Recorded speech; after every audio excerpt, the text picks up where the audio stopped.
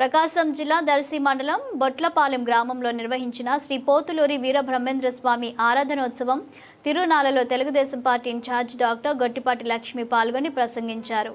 TDP నాయకుడు doctor కడియాల లలిత్ సాగర్తో కలిసి ఏర్పాటు చేసిన ప్రభా కార్యక్రమంలో ఆమె మాట్లాడారు. ఈ సందర్భంగా డాక్టర్ లక్ష్మి మాట్లాడుతూ బొట్లపాలెం ప్రజలు ఇచ్చిన అండను ఎప్పటికీ మర్చిపోనని, వారి రుణం తీర్చుకుంటానని తెలిపారు. తెలుగుదేశం పార్టీ బీసీలకు అండగా నిలిచే పార్టీ అని, బీసీల అభివృద్ధికి కట్టుబడి పనిచేస్తుందని పేర్కొన్నారు.